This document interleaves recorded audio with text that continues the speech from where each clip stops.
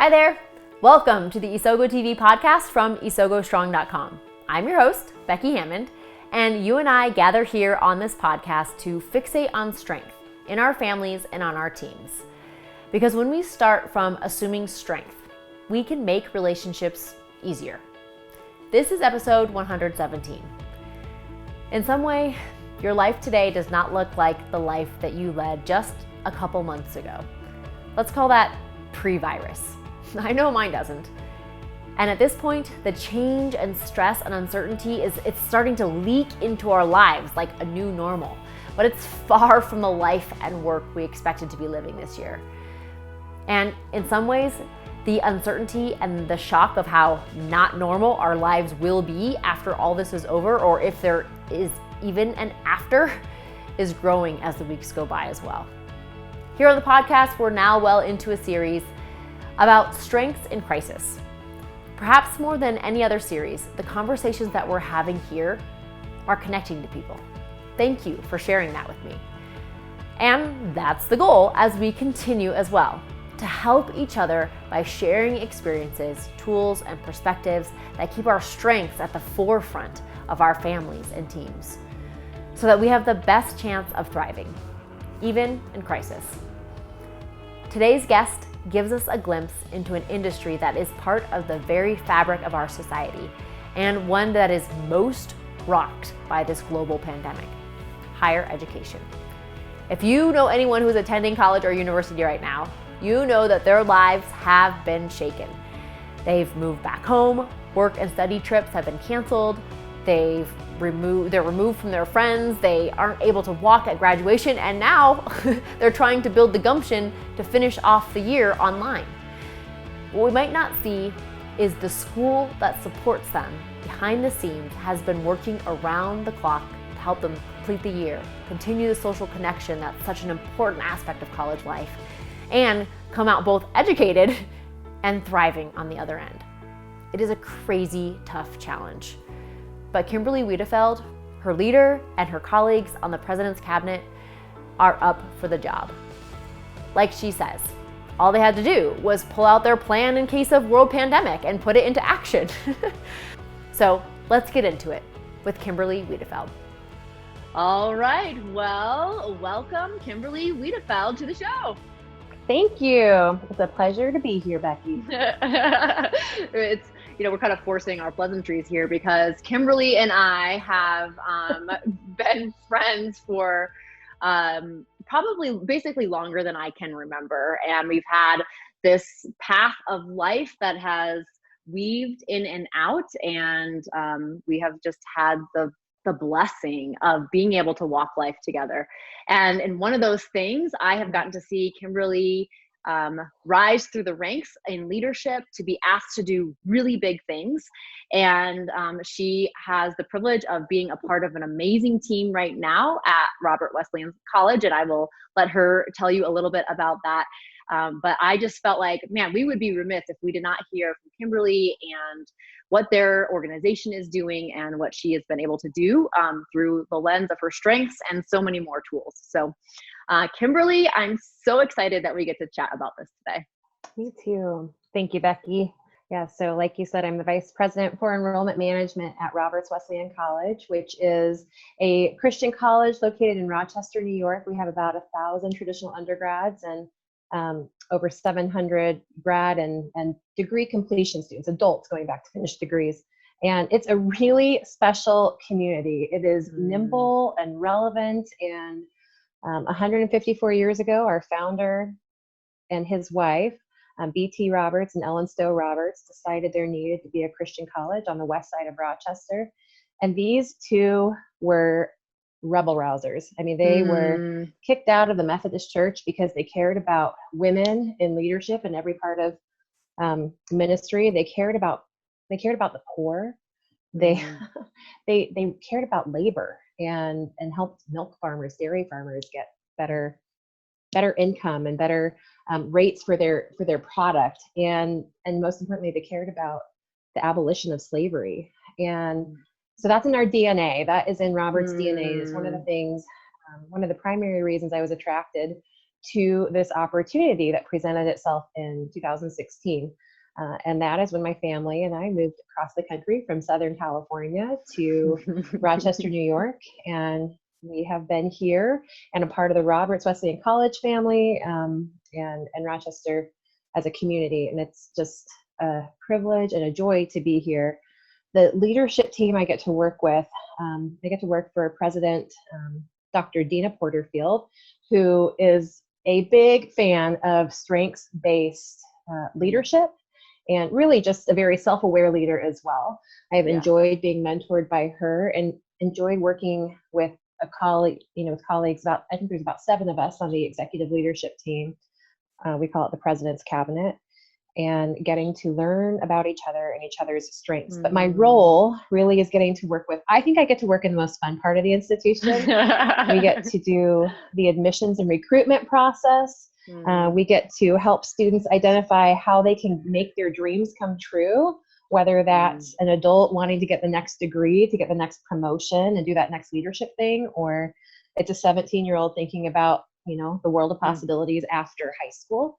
And then I get to work with the brand and marketing team and the financial aid team. All of those pieces are important to make sure that we can tell our students and alumni stories well as to help students find all the resources they can to afford an education at Roberts Wesleyan College. And so what does that mean for what my day-to-day life looked like before coronavirus? Well, I wasn't in this office. This is home. But I spent a lot of time in meetings, mostly collaborative meetings with colleagues, with my team of leaders, looking at how we were going to help students be able to stay enrolled and get to the graduation stage, and looking at how we could recruit the next students to the college. Also considering what's the next academic program we want to offer that would be helpful to a professional or of interest to students, and doing leadership development and institutional identity communication. And I've loved the role. It has been an exciting 3.5 years here in Rochester, and my family, I'm married to John Mark, and he and I have been married for, it'll be 15 years this year. Woo-hoo. And we met working at another Christian college at Azusa Pacific University, where we both encountered the strengths-based philosophy, where we had both encountered strengths, the Gallup Strengths Finder. And that's really where I started kind of exploring strengths. But he has made the transition from being a financial aid administrator to being a stay-at-home dad. When we moved across the country, he left his career of 20 years to be a stay-at-home dad, which, can I just tell you, in this crisis has been more of a blessing than we could have ever planned for. Because we all had our global pandemic plans, right? Yes, exactly. I had mine. I don't know. Mine was written. It was stapled right? to on a bulletin board. Yeah. Exactly. So I have 3 kids, and Joshua is in 3rd grade, Kate is in 1st grade, and Levi is 15 months old. And, we named him Levi Oliver, going for things meaning like joiner and relationship and peace. And he might be all of those things, but he is a crazy kid. I mean, he's going to land us in the emergency room long before we ever want to be there. He'll be the first broken bone. He's high energy, wants to talk constantly and nonstop. So Kate, our 1st grader, has Down syndrome, which brings another set of opportunities for us to learn different parenting things and ways to learn, and has changed the way that we look at a lot of things. But these things are important because of how life has changed post-coronavirus. So I don't know if it was March 10th or 11th, we were sitting in the cabinet, sitting in the boardroom, the president's boardroom, with our emergency response team that we have established at Roberts, who typically works on different things, whether it's closure because of windstorms and power outage, or I don't know, whatever the emergency might be that we need to plan around. We were meeting to plan for what if the coronavirus is COVID-19 gets up here, gets to Monroe County, and what would we do? And it was only, I don't know, 24 or 48 hours after that we started moving to virtual environment. Now, Roberts has been doing online education since the late 90s. I believe my colleague Dave Basinger said, I think the first cohort was 97, 98. So virtual is not new to Roberts, but our traditional undergrads learn in a face-to-face physical environment. And so while we have the resources and experts to be able to do it, transitioning all of our face-to-face classes to virtual, like my other colleagues across higher ed have had to do, it was something else. But we made the decision on March 13th to have our students move off campus, those who were living off campus to move off campus. There were a handful that remain on campus now. I think it's under 30, just due to the challenge of getting home, being international students or whatnot. And so we're caring for them there. But on the 13th, we started helping students get home. And by March 23rd, we canceled classes for a week to allow faculty the chance to get their courses up to speed. And by March 23rd, all of our courses were virtual, some asynchronous and some synchronous. So using a variety of techniques, working with the state to get state approval on how we were going to offer nursing clinicals and how we were going to offer teacher ed, the observation requirements and the in the classroom requirements. There's so many intricacies, I think, in any industry, and higher ed is no exception to what does it look like to move to 100% virtual. In a week is plenty of time to do that, right? Yeah, most colleges, when they make the decision they want to go to online, it's just, they kind of like flip a switch and a week later it's online. So what takes most colleges multiple years to get done. I think I have such strong appreciation for my colleagues who are faculty across the country who moved heaven and earth, and they're human beings with families at home. Right? And maybe they're doing elder care, or their kids are now home for schooling as well. And they're figuring out how to move all of their curriculum into an online platform. And they did it. And meanwhile, we were also trying to figure out how do we move all of the operations, all of the business operations of a college and all the student service operations of a college into a virtual environment. Because on a Friday, Governor Cuomo gave us the orders for 100% workforce reduction by 8 p.m. on Sunday the 22nd. So Monday the 23rd, we opened business with 100% virtual business. And it was pretty remarkable. So it was a long stretch of many important conversations and large group and small group meetings. And from on the 23rd, my office setup came to this beautiful sunroom that's in a part of our house that also, if I were to turn my camera just over this shoulder, you would see stacks of schoolwork and organized or not so organized toy bins. And this door behind me is a French door. And my 9-year-old used construction paper to fill in all of the glass on the French doors so that my 15-month-old wasn't tortured by the fact that here mama is at home and not paying any attention to me. So I will say it's been cute and sad for him, but cute to be able to hear a little bang on the door here and there and hear mama and see tiny eyeballs coming through the slats and the construction paper. But my work environment has changed significantly because primarily I am like this, like what I'm doing right now with you, Becky. This is what it looks like. Sometimes in one-on-one conversations, and pretty often it's myself and 6 or 7 other colleagues.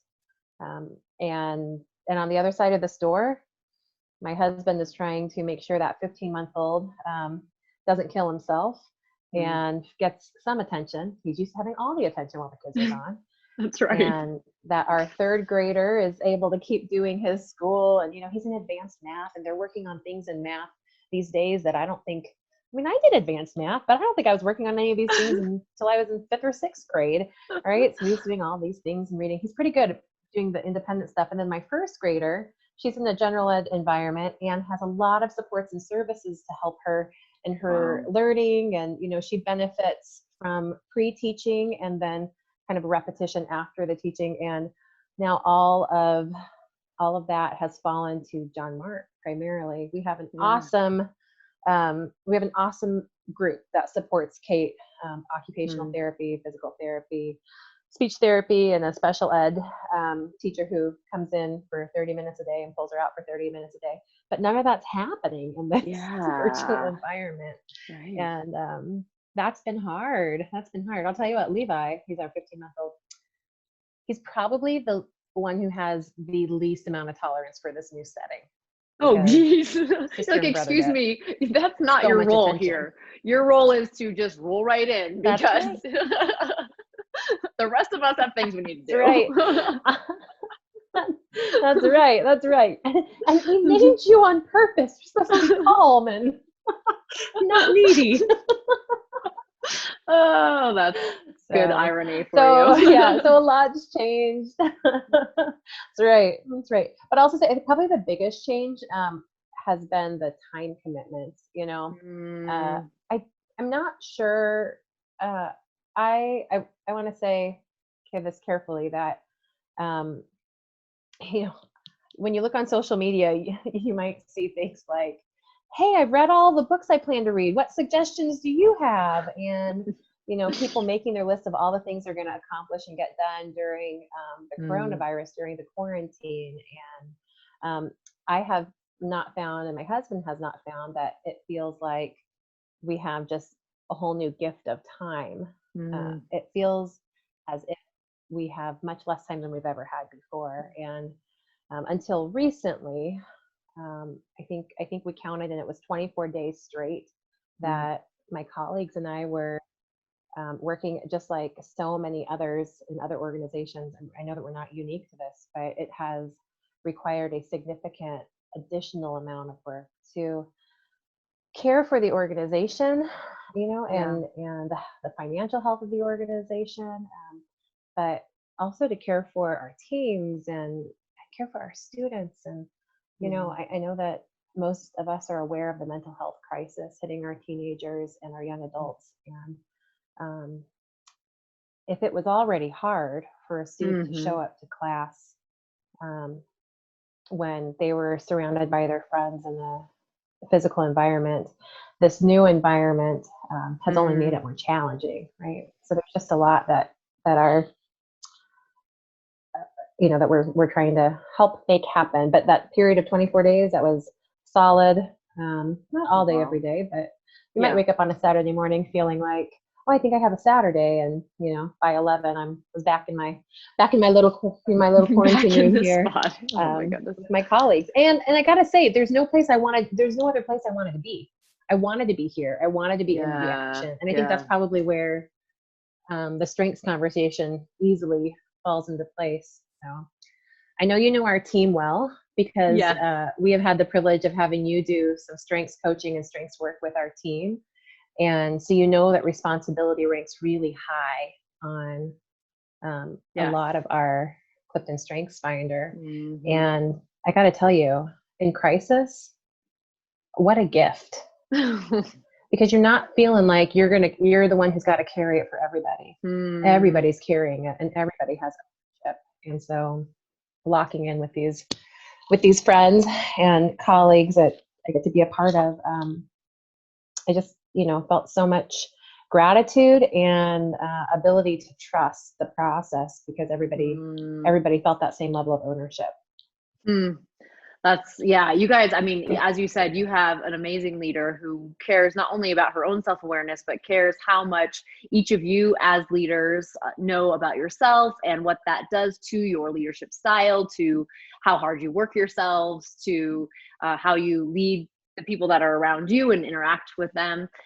So, I mean, you live in a strengths-based environment. So that's certainly an amazing, just an amazing privilege, but also just an amazing tool and perspective to be able to not only work in regular times, right? But in times of crisis like this, where things are everything's on edge. So everything's elevated. And now you have at least a language and a foundation to start to have those conversations. I was talking to a colleague recently, and I'm trying to remember. I actually think that it was on a recent podcast, and he said that a leader that he worked with before said, people might remember what your leadership was like in good times, but they will certainly remember who you are as a leader in a time of crisis. And, how you show up as a leader in a time like this, you don't really know. You're not, like you said, you don't have your global pandemic preparedness plan, but you do have all the work that you've been doing yourself and the leaders around you for the last number of years to say, okay, this is the foundation that I'm planning to lead on in good times. And whoa, I also realize now I have to lean on those things in this time of crisis. So since we're talking about strengths, why don't you give us a little bit, why don't you just tell us, what are your top Clifton strengths? And I'm not going to limit you to 5, because I just want you to feel free to claim the ones that speak most to you, as is true actually of other people who've been interviewed today, or this series. So tell us your top Clifton strengths, and then maybe just give us an example of how understanding your strengths has been helpful in navigating these past few weeks. Okay. Yes. So I always have a hard time with this top 5 idea, because I can really identify well with a good 8 of them. So maximizer and achiever always, and one in slots 1 and 2, and then responsibility and activator communication. And then I also would add the 3 of woo and self-assurance and individualization. And I think, so, when you look at my strength set, it's a hard driving, executing influencer, right? Or influencing executor, with just a little dabble in the relational side. Fortunately. Fortunately, but I'm not sure anyone ever experiences me that way. That is not true. And I hope they do, right? I hope they do. So I do care deeply for people, even if my strengths profile doesn't necessarily make it look like it. But when I think about what's been required over the last few months, one of the qualities associated with achiever is a stamina. A really significant stamina and ability to work hard.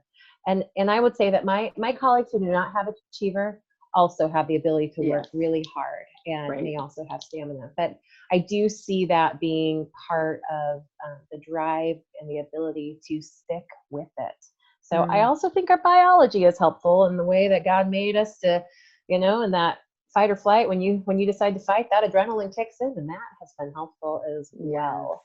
Right. So I think probably leaning into the achiever piece was helpful. And I think there's probably challenges with it too, because with the uncertainty that this virus has brought, there's not a to-do list to check off. I mean, daily there is a to-do list, and there's something, things that we're trying to accomplish by the end of the week.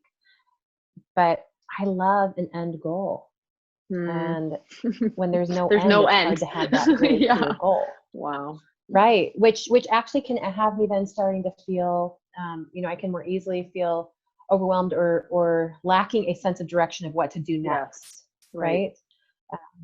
And so I've felt both sides of that achiever strength.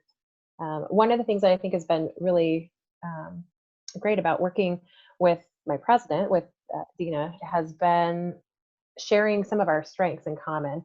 She has activator and communication and woo and self-assurance. And one of the things that she is so good at is communication and just a sensitivity to what a community needs, whether it's her president's cabinet, which this isn't public knowledge, but I'm going to share it. She did a little lip sync for the cabinet for us. She recorded a lip sync and sent it to us one Friday night just to make us laugh and encourage us, right? That is amazing. Right? Did it also come with a warning that was do not repost this anywhere because for threat of your job? That's right. That's right. Oh, it's amazing. But I've really enjoyed getting to work with her also and trying to help give feedback and answer questions on what does presidential presence look like right now? Who needs to be the one communicating? There's so many messages that need to be communicated, and who communicates which message, and we're still figuring that out. I heard you talk to Tyann, yes, and mention your friend who said she wasn't sure if she wanted to do a podcast because that's right. she hadn't figured out. That's me, because I don't have it figured out, and I know that we're trying to do our very best with what we have, and so we're still doing that even with the communication piece. What is the right frequency? What are the right messages?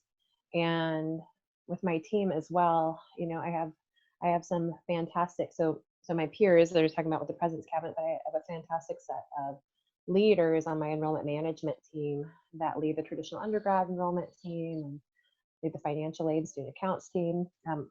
My AVP for brand and communications, she has been on at the same rate because it is a constant update of the web page and the communications going to the media and responses to the media. And, very quickly, she and one of her other team members set up an email for anyone, just parents or students, to send any questions related to anything going on, campus operations. And I have been so impressed with how quickly she's been able to respond to all of that. So all of these pieces, I think the communication strength I have really relied on. And I think we have people who execute a plan and can see what the plan needs to be. We have people on both my, the leadership team that I work as a part of with peers, the President's Cabinet, and then my team, who can think about how they would arrange things to make things happen and put the steps in place. And then we have others who have the strength of communication to say, okay, but how would we say that in a way that students can hear it and not be alarmed, that we can help them move from what they need to do now to what they're going to need to do next week. And how do we share hard messages with the community when we're trying to say what's needed for our community right now? What's the right venue, and here's how we would traditionally do it if we were physically together, but we're not. So what's the next way, and what are the goals we're trying to meet, and is there a way to do that virtually? And doing a lot of the problem solving related to that. And I think I've relied heavily on the communication strength for that. I also think that the maximizer strength has been helpful because I can see what looks like a good plan and find a way to tweak one small thing, just one small thing. No big deal. Change it a little bit. And then it might become a little better. But let me say, it can also be the enemy, right? Because in a time of crisis, you need decisiveness. Yeah. And if someone like me gets hung up with my maximizer strength turned on too loud, not only will we never make the decision, we will never get to communicate and execute on the decision. And so I find that I'm having to regularly kind of like turn that as you've referred to them as volume buttons, turn that volume button down to say, what can we do right now? And is this good enough to execute right now to move things forward? Right. Yeah. Well, that's okay. Let me, I don't know. I've kind of like jumped all around my space. Maximizer a little bit. No, this is great. Because I have found, and other people that I've talked to on podcasts and not, that sometimes they're feeling like, man, I'm not getting to use my strengths in the same way that I have. So part of me feels like I'm not me. Like I'm not able to be the full me because I feel constrained in some way or another. Or just like you're talking about with maximizer, like at some point, if you turn it down too low, you're not you anymore. You're feeling like, I'm not actually operating optimally. I mean, what have you done, or how have you felt as you've said, okay, yes, it's good enough, we have to make a decision? Like, how have you processed that of teaching yourself a new construct in some ways of like, it's okay, because up until this point, no, it's actually not okay. We actually need to make it, we need to take it up this level. Does it feel like how are you leaning onto other strengths to help kind of fill that void, or what does that look like? I would guess I must be leaning onto other strengths because I haven't felt like I'm not me. And I think the thing I've more been convinced of is this idea of this is our first global pandemic. I have a colleague who shared the story about a board member who was a young board member. And there were older board members in this community who said, I'm sorry, you guys, but this is my first global pandemic. As if everybody else had a global pandemic before, right? Unless you've been alive since 1918, in which case maybe you've been part of a global pandemic. Maybe. At this point, But what's the likelihood that you were part of a decision-making team if you're still alive, right?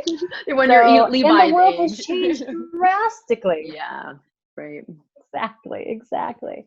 So, but I think leaning into the idea that I just being very aware of the fact that this is my first global pandemic. This is the college's. This actually isn't the college's first global pandemic, but this is our team's first global pandemic. And in the same way that I am committed to praying for our local leaders, our the leaders in our New York State and then our national leaders, for them to have wisdom, for them to have courage to make decisions, even when they don't have all of the information, but they need to make a decision. And for God to renew their stamina over and over again. I think I'm reminded that I need to give that grace to myself and to my colleagues. And I think that's also a grace we have to give ourselves as parents and just, in all of our different segments of life, because what the maximizer strength could do is Monday morning quarterback it till we're blue in the face and say how the decision could have been better and what we should do next time. And you know what? For the next several decades, this will be a case study in leadership, and this will be a case study in the type of decisions that could be made differently on every front. But we only have the information we have, and we have to make decisions. And so maybe it's my activator, I don't know, maybe it's something else, but maybe it's a self-assurance that just says, we're going to make a decision and we got to move forward with it. And it's okay if we need to do redo loops and go back and communicate again and again and even solve a problem again that we thought we had solved, right? But I can't be hamstrung by the need to wait till it's at a certain level of excellence to move forward. I think more I can lean into the maximizer strength to bring out the excellence in others around me, hopefully in my own team, and give them the permission to shine in areas that maybe they haven't been able to before. But I think that's probably where I lean more into it. But I don't feel like a part of me is missing. I love that because in some ways it makes me feel like then you're turning something down, but also turning something else up. And maybe, even just as you're talking about the communication strength, you always have to lean into that strength in order to lead your team. But it sounds like that's a totally different level. And even when you're talking about doing the redo loops, it's like, well, the redo is about the communication aspect. It's like saying, hey, we thought this and now we know this, and so we're doing it differently. Hey, we thought this and now we know this, so we're doing it differently. Whereas maximizer might not have been as tolerant for that redo loop previous to just a constantly changing environment. Yeah, I think that's spot on. Yeah. Absolutely. Okay. So if you wouldn't mind just telling us a little bit about your role as a leader. This is a time where, as we said, that our leadership, a friend of mine and I were joking, like, there's going to be a lot of HBR articles written out of this time, like the future business students of the world are going to be reading it and be like, during a global pandemic, this leader did this and this leader did that, and then like, what would you have done? And, yes, even us being those students would probably have a different response to what we would have done. But as a leader, what have you found has been helpful, whether it has to do with strengths or not, as you are leading a team of leaders who are also leading other people? Has there been something that you felt like, man, this feels like it's working in terms of staying connected, staying on the same page, staying motivated, feeling like you are a part of a team, even though where you used to rub shoulders, you now are, have to make phone calls in order to connect with each other. What do you think? What do you feel like is working? Okay, so I think probably the thing that I most enjoy and that seems to be the most helpful right now is that for a while it was daily, and now it's a few times a week. I have a standing half-hour meeting with my department heads. And so there's, 4 leaders that I hop on a Google meeting with, and it's been great for quick problem solving. I mean, if you're like me, I heard Tyann say this in her podcast interview as well, but our email boxes are inundated right now. And Totally. the last thing we need is to try to solve a problem by me sending you 10 emails that you're responding to with 10 other emails to help us get to something that we could have solved in a 90-second conversation like this. Yes. And so by having a standing meeting, it has been so helpful, because sometimes I think there's something that just, myself and let's say my AVP for adult and graduate education need to solve. But by us talking about it in that half-hour chat, I realized that 2 others also need that same information, and or it helps them apply something to their own team.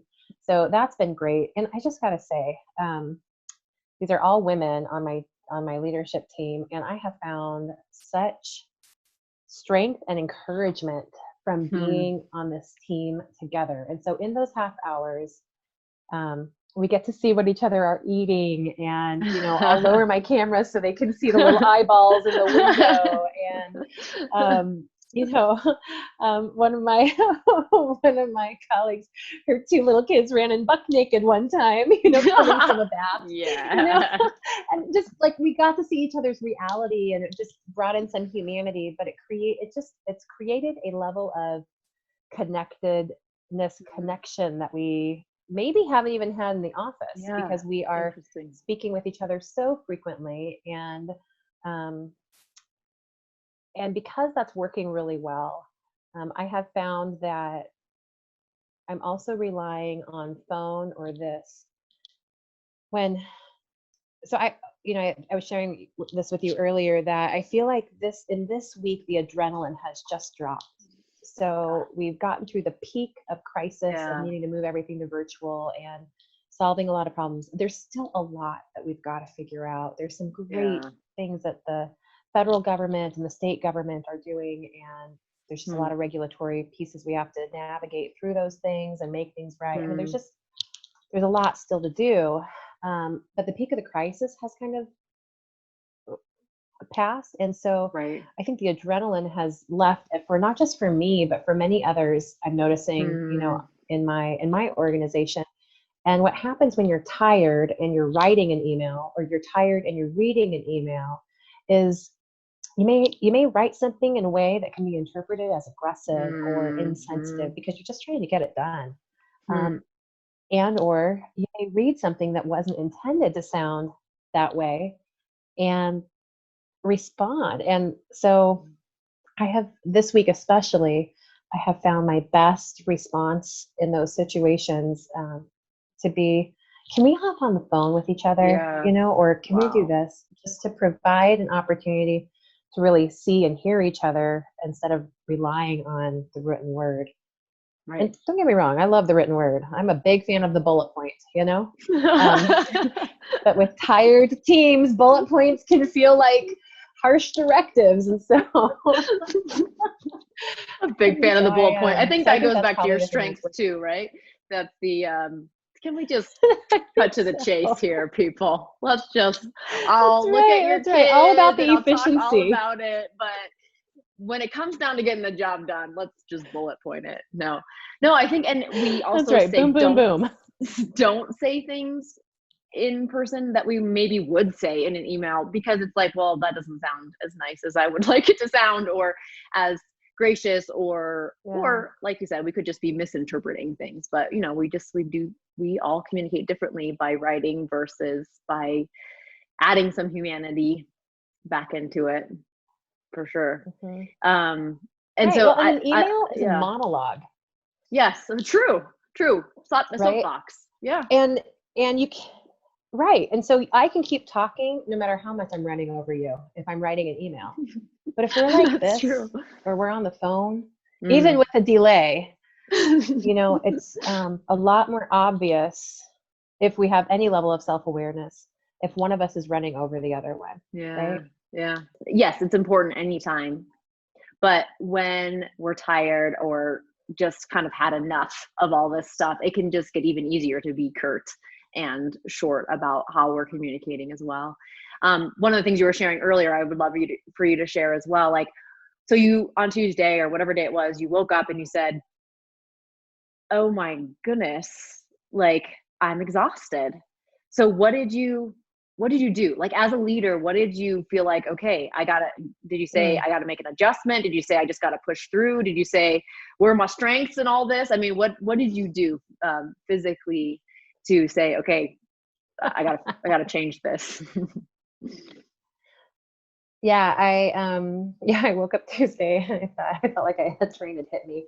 And I think my reaction was, I'm going to get up and do some of the things that I've been doing when I felt tired getting up. I mean, I felt tired many mornings getting up. I'm going to do some of the same things I've been doing, but nothing was changing. I mean, I was still tired, right? And so I said, I gotta take a break. Yeah. And one of my friends, one of the pastors from my church from Browncroft, was checking in on me, seeing how I was doing. And he sent me this great grid that had 4 quadrants, and it was, across the top, it said like stressed, not stressed. And I don't remember what was down on the other side, but you kind of like plotted yourself, and where I plotted myself in the quadrant and said, take a nap. And I thought, yes, that's what I need. And so I looked on my calendar, and there was really nothing I could do. Looking at Tuesday, there was no option unless I really was like really sick. I mean, if I was really sick, I would just have to be really sick. Right. Right. I put the space. I rearranged a few things for Friday morning, and I put 3 hours on my calendar blocked out so that this morning I could sleep in, I could get out and exercise, I could play with my kids, I could spend some time in reflection and just doing the things that I know are important for refreshing myself. And I have to say, I think it matters that I work on a team where the leader cares about that, right? Yeah. So, she's constantly saying, remember, the idea is you put your oxygen mask on first before you put it on, the others. And so she's been trying to make sure that we are staying aware of where we're at. So it's easy to take that, to be able to give myself the permission to do that. And let me just tell you, just knowing it was there, that helped provide some refreshment too. Totally. So that like on Wednesday morning and Thursday morning, you could be like, okay, I feel tired, but not as tired, because I know that on Friday morning, I get to do all these things to help take care of myself and try to get back to that awesome place. That's yes. right. Something to look forward to. All right. Well, as we are kind of closing up here today, I love the fact that the strengths language is so much a natural part of your makeup at this point. You're constantly thinking, how am I using these things? How am I coming across as a result of these things? And so maybe your advice or encouragement would have to do with your strengths, or maybe it would just have to do with your experience so far. But what advice or encouragement would you give to another leader who maybe is in higher education, maybe is just can relate to you as a person who has worked 24 days in a row, long hours. Maybe other people are hitting a wall as well. What advice or encouragement can you give to that person who's just kind of still feeling overwhelmed right now? One of the things I lean on is my experience in the past crises. And this isn't necessarily strengths related, but that we can only make decisions with the information that we have available right now. And I know we didn't talk much about this, but I am a data loving. I mean, there is nothing I love more than a good Excel sheet that I can make some great pivot tables with. And I say let's let data tell us the story, right? And we're just not going to have all the data we need to make the decision that 10 years from now we'll look back and say, oh, if we just had that information, we would have known exactly what to do. And so the advice is to make the decision today with the information that we have, but it's not a sentence, right? It's for a season, and we can always go back and redo that decision. And so there's something really freeing I even find it's really freeing in knowing I'm not going to get it right. Like, we're just not. We're not going to get it right. We're going to look back in 10 years and say, those decisions were great, but that we could have made that decision differently. And if we give ourselves the freedom to know we're gonna have to make decisions right now, and they're not all going to be the best decision they could have been, then it feels even easier to make the decisions and keep moving forward and knowing we can go back and we can fix what we didn't get right the first time.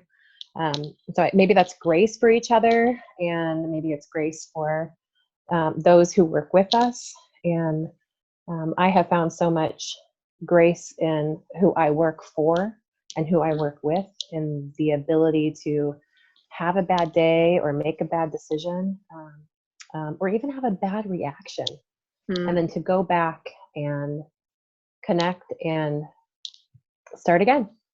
Yeah. It's not just about decision redo loops. It's about response redo loop, and just knowing that even as that you're not going to respond right every time either. I mean, I think that's advice that is wonderful as a leader, but can also, we can expand that into every aspect of our lives. Like, our spouses aren't going to react right every time. Our kids aren't going to react right every time. I'm not going to react right every time to those same people. That gives us a good picture of grace. Because I think that, this is really a common word that I'm hearing people say, like, I think we just need to give ourselves a break. We need to give ourselves grace. Like, we need to listen to our own podcast telling us to do that, and actually take that advice. But to hone in on exactly what you said is like the exercise of that grace. What does that look like? What does that really mean? Like, to realize we're not going to get it right every time, and that to be okay with that in ourselves, and to be okay with that in other people, and to do some of the other things that you said, like pick up the phone and talk to somebody, as you can, even virtually, look them in the eye so that you can have redo conversations if you need to. And those types of things are what are going to help us be able to feel like we're thriving a little bit more, and at least doing it together as a community where we feel like we're supporting each other and making the best decisions that we can. Yeah, that's exactly right. And we'd be remiss to think we were going to get it right. We're fallible people. We are just people. It's going to be messy. It's going to be messy. We'll just keep doing it together. Yep. Cool. Well, thank you, Kimberly, for being willing to sit down and chat today about your strengths, about your team, about your situation, about the impact that this crisis has had on your life and your work and your family. And, like we say, we're not doing it right, but we do, as you wisely said, we do have the opportunity to go back and redo. We can continue to redo, and try to get it more and more right as we respond differently and we make different decisions and continue to move forward, not paralyzed, but moving forward with grace. So thanks for sharing that with us today. Absolutely. And giving us a glimpse. Thanks for having me. I'm thankful for your wisdom and your guidance, and refocus on strength, especially when it could be easy to focus on weakness right now. So thank you for creating this space for all of us to continue to learn from each other. Thanks, Kimberly. Chat later. There are two messages Kimberly shared that are sticking with me. The first phrase is this, her advice: you are not going to get it right. So give yourself the okay for a redo loop, and even expect that you're going to need that redo loop in communication with your team and processes you set up that have to change, and even with your family who is trying to navigate this new life with you too. The second is this idea of taking time. If your stay-at-home has felt nonstop like Kimberly's and her team's has, you're likely going to hit a wall if you haven't already. When the adrenaline runs off, don't just force your way through and try to buck up. Rather, do something about it. Schedule time to do things that are life-giving, to sleep, to connect with people you love. Those things will get you back on track for the hard work that is still yet to come. Kimberley Wiedefeld is not only an outstanding leader, she's also a voice for access to higher education for people of all abilities. She posts very candidly about her role as mom to a lovely daughter with Down syndrome, and her dream that every opportunity will be open to her and others with Down syndrome too. you should definitely take a minute to look her up on Instagram at Wiedefeld. You'll be encouraged by her spirit and authenticity there. On Instagram, that's Kwiedefeld, K Wiedefeld. And if you are a college hopeful or you know someone who wants a Western New York experience and a college that cares about every student they serve, check out Roberts Wesleyan College in Rochester, New York.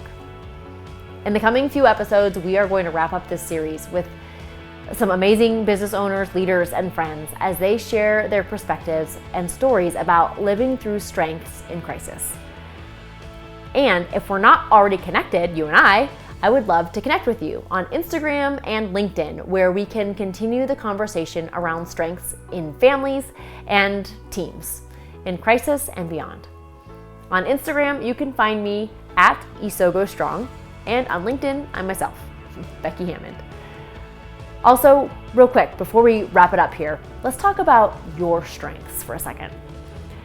If you don't know your top 5 Clifton strengths from the Strengths Finder, or if you know them, but they might be stuffed in a drawer somewhere and you haven't really done anything with them yet, man, you have so much room to explore. Like our guests in this series, through knowing and living your strengths, you can experience insight and you can have tools in crisis and to make your relationships around you easier. So if you're nodding along, then awesome. I'd love to help give you a jump start as your virtual coach. It's super easy to start, and since you're here today, I'd love to give you $5 off the Strength Startup Virtual Coach Kickstarter. The $5 off makes it under $20.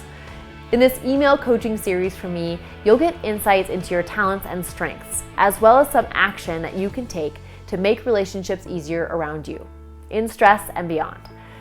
If you go over to isogostrong.com/strengthsstartup, you can check it out. There are 2 options. One if you already know your top 5 strengths, and one if you have yet to discover them. So you can choose the track that is best for you. I can't wait to get to know more about you and your strengths. To get that $5 off, use the code VirtualCoach5. So that's VirtualCoach5 for those $5 off. You and your strengths have the power to make a ripple effect in your family, on your team, and then ultimately across the entire world. We can feel that now more than ever. The world needs your strengths. So learn them, love them, and live them in your own circles of influence. Until next time on Isogo TV.